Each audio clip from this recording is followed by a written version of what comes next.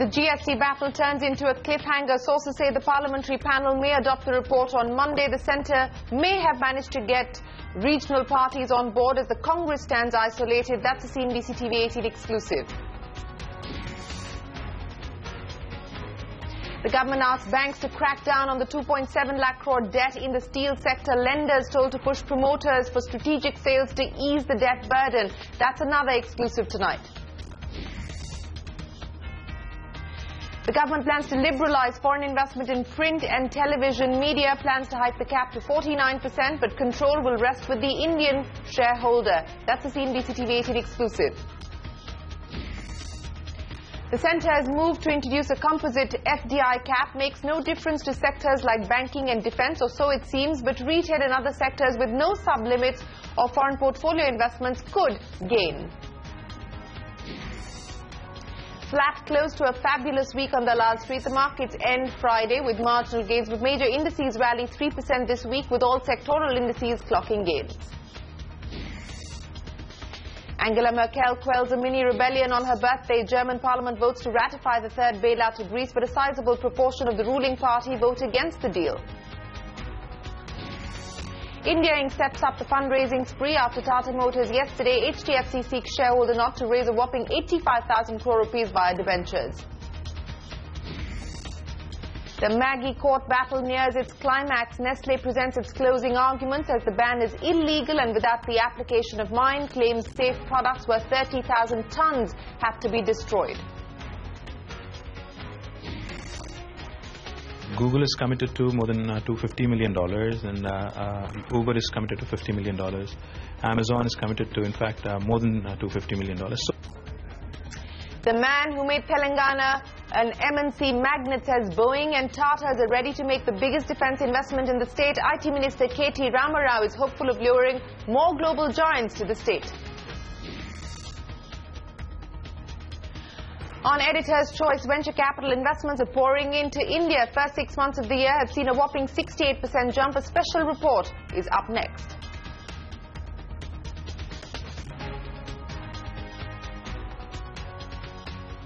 Some foul, horrific things are going to be said tonight. I'm not kidding. I truly am not.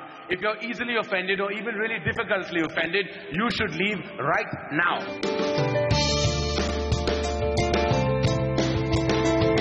I think crossing the 100 crore mark is a very last season comment to make. It's 200 crores. Well, it's not even 200 crores. It's just that it's cost to profit.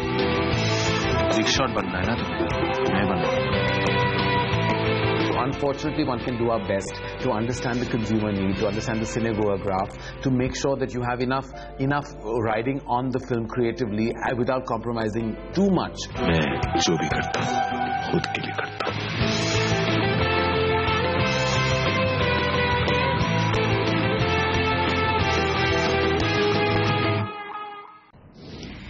Actor, producer, director, he's donned many hats over the years. CNBC TV 18 managed to track down the man who's put almost every Bollywood celebrity in the crosshairs and answer some tough questions himself. Karan Johar on the business of Bollywood, coming up on India Business Hour. Good evening. Thanks very much for joining us on the show. There's lots in store this Friday evening. Let's start with the market action. A flat close to what has turned out to be a fabulous week on the Allout Street. The markets today were stuck in a narrow band, ending with marginal gains. But let's talk about the week, where the Nifty continues to hold above 8,600 and has put on about 3% for this week. Ditto for the Sensex, which ended the day with gains of just about 15 points. The mid-caps faring better than the blue chips once again, and the mid-caps gained about 0.5% or so today. So it's been a great week for our markets, and let's see if the rally will continue. Now, the big international story, Greece has taken a major step towards clinching a third bailout. The German parliament has voted in favor of talks to seal the aid deal, and this comes after Chancellor Angela Merkel asked the MPs to give Greece another chance. She's warned of chaos if the deal fails to go through. An overwhelming majority voted in favor of the deal, but about 50 members from Merkel's coalition opposed the bailout. Some ministers are also expected to leave the cabinet, so victory for Merkel, and incidentally, It also happens to be her birthday, so happy birthday, Angela Merkel. European markets not really jumping in joy. The major indices have closed flat. In fact, the DAX closed lower by about 40 points. The CAC just about in positive territory, and not much happened in the FTSE as well. Wiped out the kind of gains that we had seen. Across the Atlantic, a mixed session on Wall Street. The Nasdaq has hit an all-time high in intraday trade, but the S&P and the Dow are in the red at the moment. The Nasdaq is scaling new peaks, and that is thanks to Google. The company is flying in trade after a solid set of quarterly earnings. Google's profits have beaten estimates for the first time in 6 quarters. Look at that stock, up 14% now. That's Google for you. It's propelling the Nasdaq higher. But let's talk about the top story tonight, and this is a CNBC TV 18 exclusive. Has the government managed to broker a broad consensus on the goods and services tax bill? Well, if you go by what the parliamentary panel is likely to do, then yes, a consensus has been arrived, and we are given to understand that the GST parliamentary panel, which met earlier today to take up a clause-by-clause review of the bill, will adopt the report most likely on Monday. Now, here's where things currently stand. On the issue of doing away with the 1% manufacturing tax or the additional tax, which was the key demand of the Congress party, including other demands to ensure that it's a pure GST, the Congress finds itself isolated. But on the issue of changing the wording, for instance, of some of the sections, for instance, Section 19, which will ensure that compensation from the central government to the state governments will be 4-5 years at least, that wording has to be amended. There is consensus on the GST panel, and the government will perhaps have to agree or will have to give in to that recommendation of the GST parliamentary panel. Regional parties, that's what it will come down to. The government, of course, has been trying to woo regional parties. At this point in time, it seems like some of the apprehensions raised by parties like the Shiv Sena, where the Shiv Sena says that they should be compensated for the loss of revenue because octroi will be done away with, and that should be part of the law. Don't know if the government is going to agree to that demand, but at least parties like the BJD, the Samajwadi Party, seem to have been wooed by the government. But it finally boils down to what the Congress party is going to do. We are given to understand that the Congress party may arrive at a compromise if the government were to accept at least 1 or 2 of the Congress party's demands. But as you know, 24 hours is a long time in politics, and of course a lot will depend on how the parliament session takes off when parliament reconvenes on the 21st. But at this point in time, what we can say is that the government is putting its might and its machinery behind getting the goods and services tax through in this session of Parliament. In fact, the Finance Ministry is in no mood to roll back or modify the 1% additional tax that will be imposed on manufacturing states. The Ministry may take some steps to soften the blow of the expected jump in the service tax rate, and of course, we will get you more details on that. And more importantly, today the CBEC also confirming a CNBC TV 18 report that says that companies like Infosys, Tech Mahindra, Wipro, Microsoft and TCS have been shortlisted as bidders for the goods and services tax network. All of that is coming up for you in just a bit. On to another exclusive tonight. With banks reeling under huge credit exposure to the debt-ridden steel sector, the banking secretary has shot off an SOS to the steel ministry seeking urgent intervention. He's also warned banks to stop lending to highly leveraged companies till they pare down some debt. Sources have told CNBC TV 18 the government has asked banks to push promoters of steel companies to either infuse equity or go in for strategic sales. Anshu Sharma says despite the cry for help, hope is waning and a willing buyer may be tough to find. The banking sector's credit exposure to the ailing steel sector stands at a whopping 2.7 lakh crore rupees, of which 8 companies alone account for 54%. This bleak scenario has prompted Banking Secretary Hasmukh Adhia to send off an urgent missive to his counterpart in the Steel Ministry to draw up a plan to alleviate the pain facing the sector. His prescription includes imposition of duties to prevent dumping of cheap imports. Sources also suggest that the Finance Ministry is keeping a tight vigil on the bank's credit exposure and has asked banks to push promoters to infuse equity or go in for strategic sales to bring down the massive debt burden most steel companies are sitting with. Banks have been asked to consider viability of steel projects before extending any further credit. According to information given to the government, companies like Bhushan Power and Steel claim they are looking at strategic sales, and the company has a term sheet with Nomura for the same. Neeraj Singhal-promoted Bhushan Steel is also looking at selling its energy assets to raise about 3,300 crore rupees. Visa Steel, which has the highest debt-equity ratio at 44, is in urgent need of a strategic investor, while SR Steel, we learn, is looking to sell 3 of its assets, which include its slurry pipelines, to raise about 11,000 crore rupees by the end of 2015. Electro Steel, another debt-ridden company which is leveraged 11 times, may see promoters being eased out by banks unless they infuse equity. Industry experts say the credit exposure of the sector has widened due to the fall in raw material, steel prices and cheap imports. The debt-ridden sector is hoping that a coordinated effort by concerned ministries will stop the bleeding, but hope is running thin. Moreover, in the current climate, a buyer may be elusive because even the big boys are facing the heat. In New Delhi, with Anshu Sharma, this is Shireen Bhan.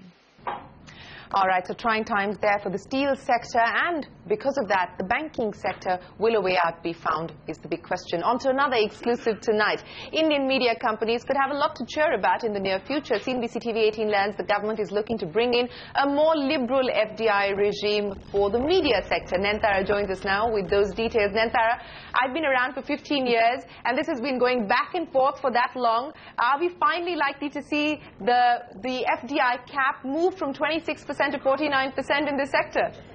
Shireen, it does seem like it's going to happen because it did happen in the last 15 years, but now you're in an era where we're seeing proliferation of digital media, lots of apps out there, websites out there. So the government feels that 26% FDI cap has in fact become redundant. So this is what's on the cards, and a proposal that's being looked at very, very seriously to hike the FDI cap from 26% to 49% for print media as well as for news broadcast. It will come with riders though. The joint venture will have to be Indian controlled, and we may also see a minimum threshold that will have to be held at the form of equity by the largest shareholder.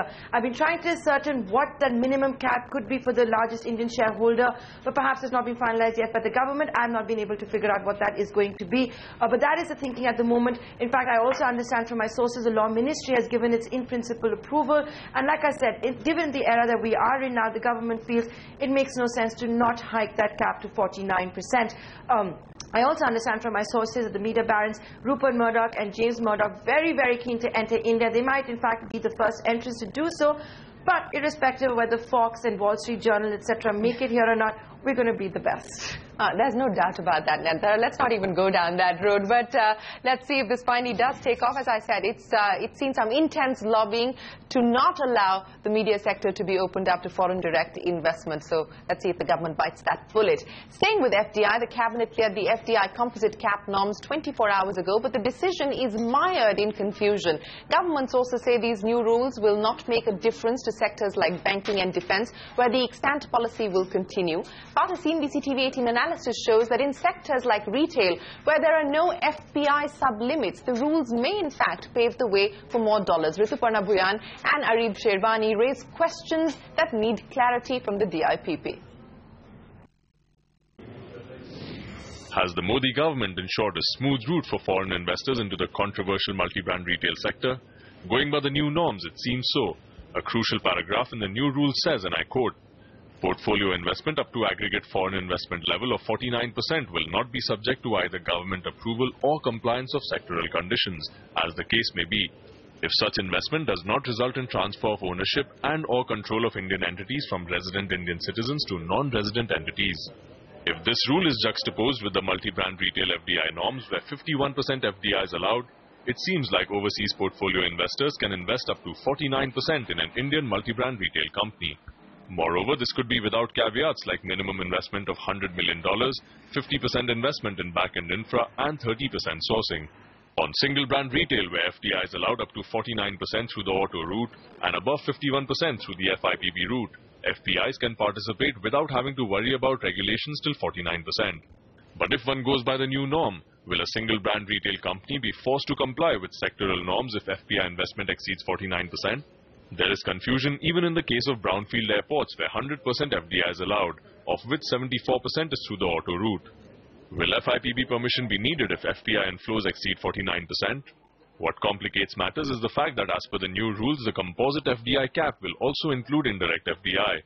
Clarity will only emerge when the DIPP releases the FDI press note on the composite cap. In New Delhi with Rituparna Bhuyan, Arib Sherwani. So clarifications awaited from the DIPP. Perhaps post the 20th we could see them coming in. Now, the country's largest mortgage lender, HDFC, is looking to raise a whopping 85,000 crore rupees via NCDs or other hybrid instruments. Ritu joins us with more details. Ritu, how does HDFC plan to use the proceeds? Shireen, let me start by telling you 85,000 crore rupees is what HDFC is looking to raise via secured or unsecured redeemable convertible debentures or NCDs or any other hybrid instruments that could be classified as Tier 2 capital for this lender. So HDFC will seek shareholder approval for starters to raise this fund in its annual general meeting, which is scheduled to take place on July 28th. The approval, of course, will be valid for a period of 1 year, during which the lender can raise these funds from the market at any point of time. As far as the proceeds from this are concerned, to answer your question, those will be mainly used for its lending purposes or its normal business requirements, which is primarily lending. Of course, in addition to this, HDFC is also seeking approval from shareholders to raise 5,000 crores. This will be via a QIP along with warrants, which will result in a 2.2% dilution once those funds are converted. Apart from the QIP, of course, is for a long-term requirement and not an immediate requirement. 85,000 crore rupees, which it has sought an approval for, those will be for an immediate requirement. Last year, you remember, it did raise a similar requirement of 75,000 crore rupees from its shareholders, out of which it ended up raising about 29,170 crore rupees via secured and unsecured NCDs. So this year, of course, as you know, 85,000 is the limit for which it has sought an approval from shareholders. The total amount that it actually ends up raising will, of course, depend on the kind of credit growth that HDFC is anticipating for this year. Back to you. All right, Ritu, appreciate you joining us. That's HDFC. And staying with the issue of corporates raising funds, auto major Tata Motors has also proposed to raise 4,400 crore rupees via non-convertible debentures during the current fiscal to meet its expansion plan. The auto major is going to seek shareholder approval at its AGM, which will be held on the 13th of August. The NCDs will be floated in a private placement and can be offered in one or more tranches and will have a tenure of 2 to 10 years. The funds will be used primarily for short-term liabilities and to strengthen the capital structure. Now, in what can be seen as a precursor to a base rate cut, State Bank of India today slashed interest rates on deposits maturing between 1 and 10 years. The country's largest lender, SBI, has cut interest rates offered on deposits above 1 crore by 50 to 225 basis points or 0.5 to 2.25%. For deposits below a crore, SBI has cut interest rates by 25 to 50 basis points. This deposit rate cut signifies the ample liquidity that the bank has and is expected to give them room to bring down lending rates as well. SBI's base rate is currently the lowest in the country at 9.7%. But let's go back to our top story, and that is the fate of the constitutional amendment bill on GST, which hangs in the balance in Parliament. But the Finance Ministry is in no mood to roll back or modify the 1% additional tax that will be imposed on manufacturing states. However, CNBC TV 18 Sapna Das reports the ministry may take some steps to soften the blow of the expected jump in the service tax rate. As Finance Minister Arun Jaitley gears up to seek Parliament's support on the constitutional bill for GST, his team is busy trying to ensure that the centre is fully prepared to meet the April 1, 2016 timeline. Keeping in mind the time is running out, the centre is not keen on reworking the formula to compensate states for any revenue loss arising from the tax. CBSE officials tell CNBC TV 18 that states are comfortable with the compensation formula in the constitution bill and that the 1% additional tax for manufacturing states will not be reviewed. They point out that this tax will be in effect only for the initial 2 years and that a subcommittee has been set up to suggest a mechanism to avoid the impact of cascading from this 1% additional tax. They add that the Finance Minister has already indicated, and this is mentioned in the bill, that the tax rate can be up to 1% and that it could be lower at the time of implementation. Service tax is the other issue the CBEC is quick to assure states about. It says any impact of a jump in the rate of service tax will be cushioned by input tax credits, and that for the common man there will be a higher and a lower rate, depending on the services being availed. On the whole, the centre hopes that revenue buoyancy and increased compliance will keep the overall GST rates down. There would have to be a merit rate for essential services, for example, education, health. So some kind of a distinction would have to be made between a standard rate and a slightly lower rate for merit goods and merit services. Meanwhile, work on the model GST laws is on in full swing, and the centre plans to consult industry and states on the draft laws once the constitutional amendment bill gets the Parliament's blessing. Meanwhile, the centre has some interesting proposals to protect small traders from GST. One, that traders with an annual turnover of 25 lakh rupees may be completely exempt from GST, and two, traders with an annual turnover above 25 lakhs but up to 75 lakhs may have to pay a flat tax rate of 1 to 2% under a compounding scheme, which will effectively put them outside the GST net. A final call on these decisions will be taken by the GST Council, which should be in place within 60 days of the bill clearing Parliament.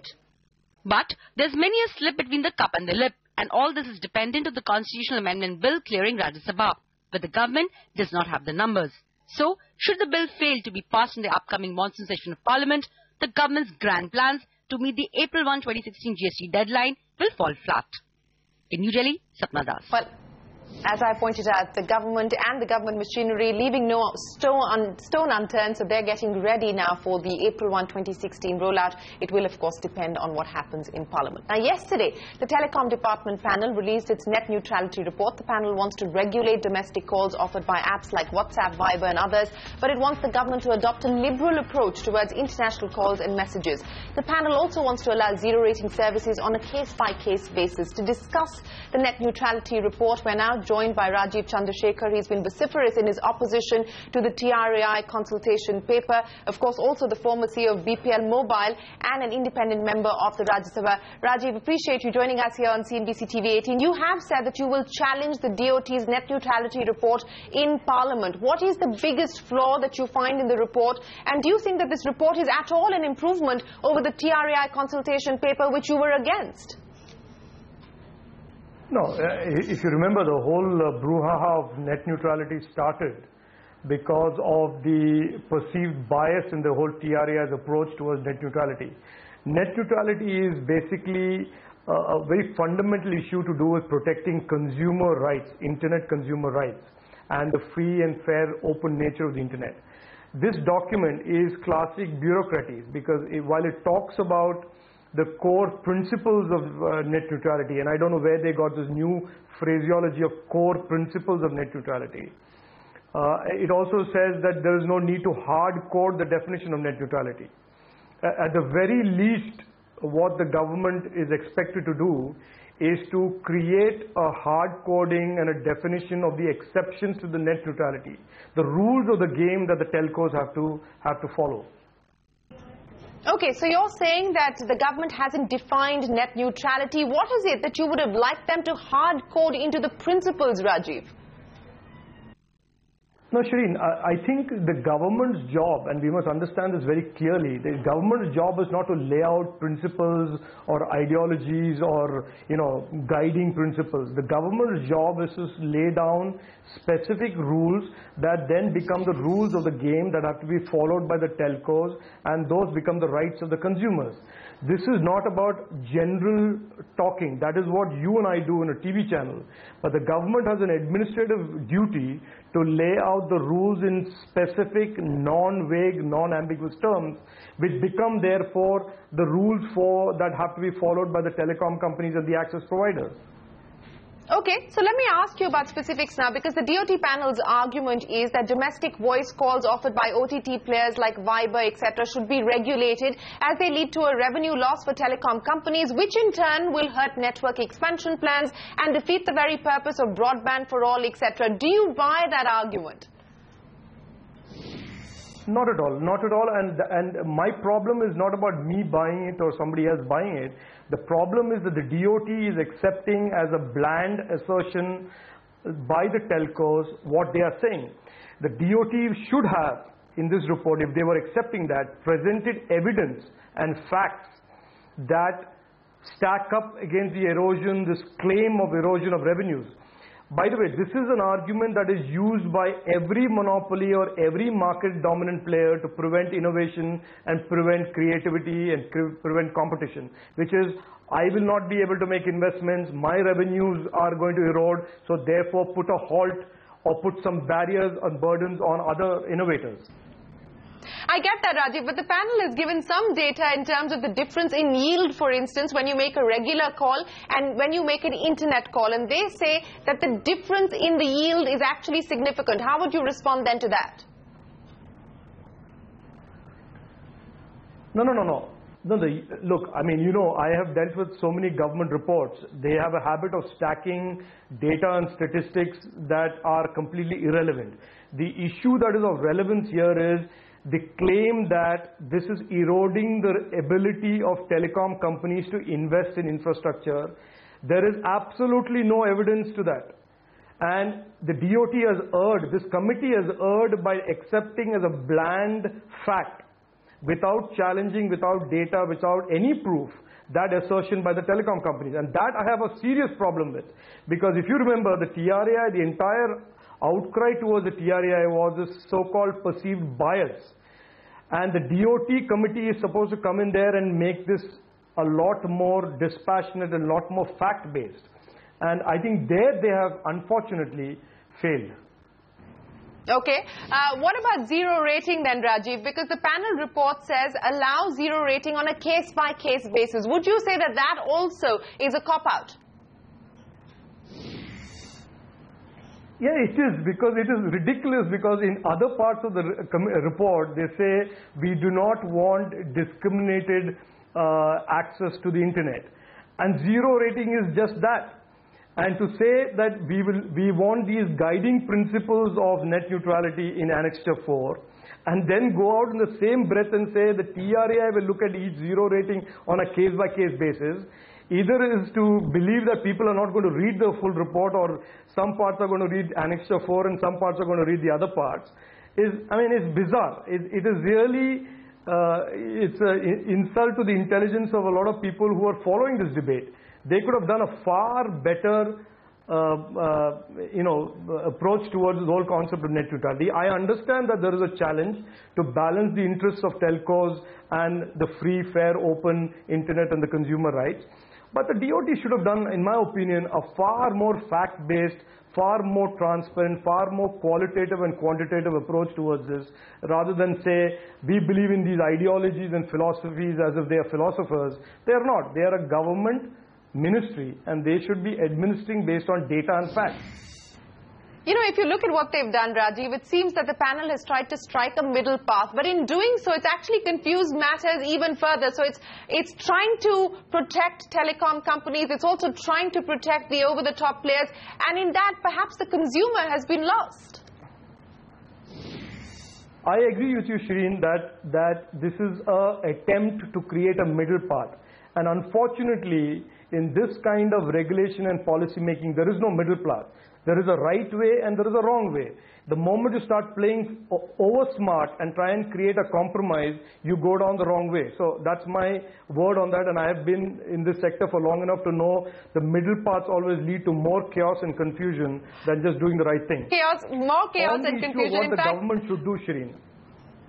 Yeah, let me ask you this, Rajiv, because Derek O'Brien was on the show yesterday, and in his interview to me, he said that two bogies must be buried. One is the bogey of national security, and the other is the bogey of bleeding telecom companies. Would you agree with him?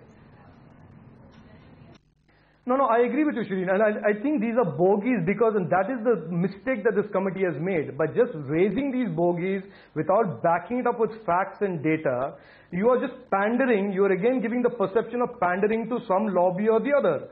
And that is exactly what the DOT committee was not supposed to do. This is what the TRAI fell prey to, and the DOT committee was supposed to be a departure from that, and they have failed miserably in addressing the perception of capture by businesses.